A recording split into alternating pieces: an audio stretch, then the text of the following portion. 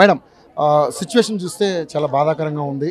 ఇంత ఉత్తీర్ణత సాధించి ఈరోజు ప్రెస్ క్లబ్కి వచ్చి మీ కన్నీళ్ళు పెట్టుకుని అటువంటి పరిస్థితులు ఎందుకు క్రియేట్ అయినాయి? అసలు దీని వెనక రాజకీయ పార్టీలు కొంత కుట్ర చేస్తున్నాయి అనేది కూడా అంటే ఎక్స్ పార్టీ వాళ్ళు రకరకాల వార్తలు వస్తూ ఉన్నాయి. 3 కోట్లకి ఉద్యోగాలు అమ్ముకున్నారు అంటూ కూడా రకరకాల మాటలు కొనుక్కున్నారంటూ కూడా.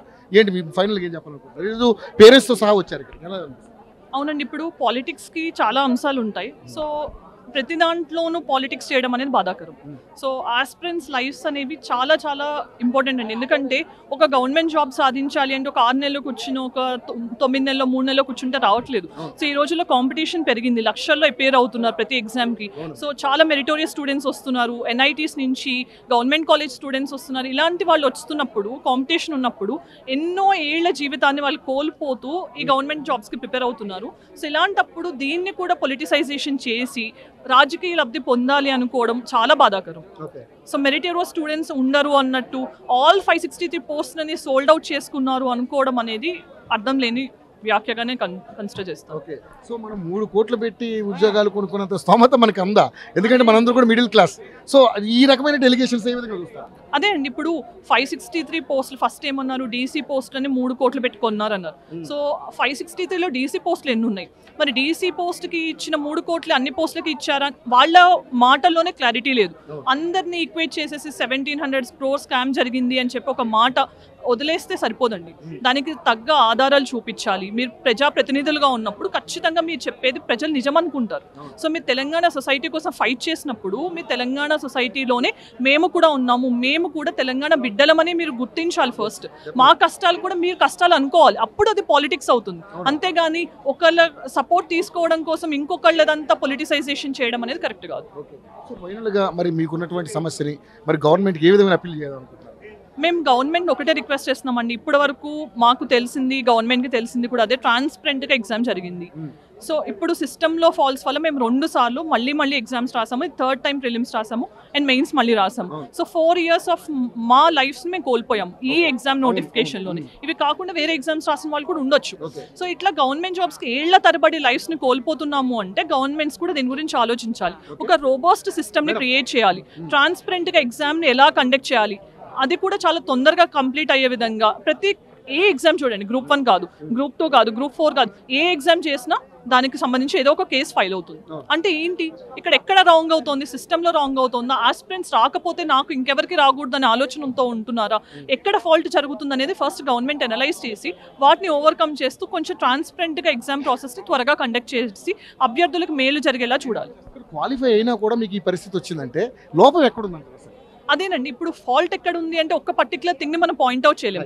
ఒకసారి పేపర్ లీక్ అయింది, ఒకసారి కోర్టు క్యాన్సిల్ చేసింది, ఇంకొకసారి ఇప్పుడు ఎలిగేషన్స్ ద్వారా జస్ట్ మియర్ ఎలిగేషన్స్. సో దానికి సంబంధించి ఇప్పుడు వాళ్ళు ఆల్రెడీ పిటిషనర్స్ కేసు వేశారు, దానికి సంబంధించి జడ్జిమెంట్ వచ్చింది. రేపు మా సైడ్ నుంచి మేము అపీల్ ఫైల్ చేస్తాము. సో మళ్ళీ కోర్టు ఏం చెప్తుందో తెలియదు కదా. సో కోర్టు చెప్పింది, ఇప్పుడు సుప్రీం కోర్ట్ అనేది లాస్ట్ రిసార్ట్ అంటాం, అక్కడి వరకు ఫైట్ చేస్తారు. మేము గెలిచినా వాళ్ళు గెలిచినా కానీ. సో అక్కడి వరకు వెళ్ళి ఫైట్ చేసిన తర్వాత ఖచ్చితంగా న్యాయం ఏది ఉంటే అదే గెలుస్తుంది కదా. సో ఇప్పుడు మేము అదే జరిగింది అనుకోండి, మేము న్యాయస్థానాన్ని గౌరవిస్తాము, మేము మళ్ళీ చదువుతాం, ఖచ్చితంగా మేము తెచ్చుకుంటాం. ఎవరికైతే రాలేదో వాళ్ళు ఎందుకు నిరుత్సాహపడాలి? వీళ్ళ మీద ఒక స్టేట్మెంట్ చేసి లక్కీ భాస్కర్స్ అని ఏదేదో స్టేట్మెంట్స్ చేయడము ఇవి కరెక్ట్ కాదు కదా. సో ఇప్పుడు నెక్స్ట్ నా ప్లేస్లో ఇంకొక ర్యాంకర్ ఉన్నాడు అనుకోండి, అతన్ని కూడా అలా అంటే మిమ్మల్ని మీరు అన్నప్పుడు ఎంత బాధపడతారో ఆలోచించండి. మా పట్ల అట్లా అనడం ఈజీ కదా, నేను ఇంకోసారి అన్నప్పుడు నేను అంటాను. మనం ఒక వేలు చూపించేటప్పుడు 10 ఏళ్ళు మనం చూపిస్తాయి కదా, అది కూడా గుర్తుంచుకోవాలి. సొసైటీలో మనం అందరం కూడా రెస్పెక్ట్ ఇచ్చి రెస్పెక్ట్ తీసుకోవాలండి. మియర్గా ఎలిగేషన్స్ చేయడం అనేది కరెక్ట్ కాదు. సో ఇప్పుడు మరి కోర్టు నుంచి తీర్పు ఏ విధంగా ఉండబోతుంది అనుకుంటున్నారు? ఎందుకంటే మీకు అనుకూలంగా ఉండబోతుంది అనుకుంటున్నారా? ఖచ్చితంగా అండి, నిజం గెలుస్తుంది. అది కొంచెం లేట్ అయినా కానీ నేను ఇది నమ్ముతాను.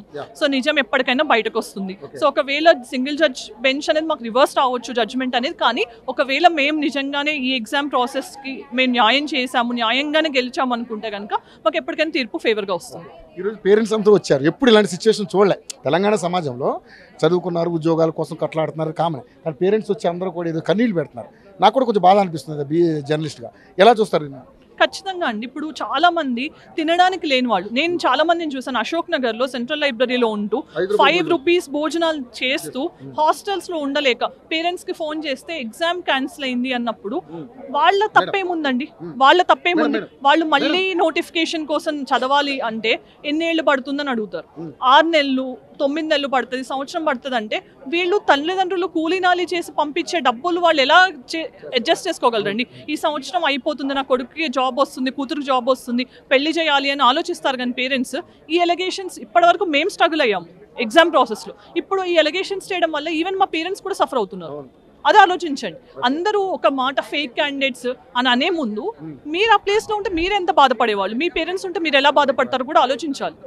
సో మాట అనే ముందు ఆలోచించాలి. ఈరోజు అటువంటి క్యాండిడేట్సే అలాగే మీరు ఒకవేళ ఉత్తీర్ణత సాధించుంటే ఈరోజు తల్లిదండ్రులు అంత ఎత్తున భారీ ఎత్తున వచ్చి ఇక్కడ వాళ్ళ ఆవేదన వ్యక్తం చేయాలి. ఖచ్చితంగా కదండి. ఇప్పుడు కష్టం ఉంది కాబట్టి పేరెంట్స్ అందరూ జెన్యున్ గా వచ్చారు, వాళ్ళ బ్యాక్గ్రౌండ్స్ చూసారు, మీరు అందరూ అంతసేపు లైవ్ జరిగింది. సో ఒక్కొక్క ఆస్పిరెంట్ ఎలా ఉన్నారు, ఏ బ్యాక్గ్రౌండ్ నుంచి వచ్చారు, వాళ్ళ స్టోరీస్ ఏంటనేది మీరు తెలుసుకుంటున్నారు. సో దీన్ని మీరు మీడియా ద్వారా అర్థం చేసుకోండి. సపోర్ట్ చేయకపోయినా పర్లేదు కానీ విమర్శలు చేయొద్దు. Thank you madam, thank you so much.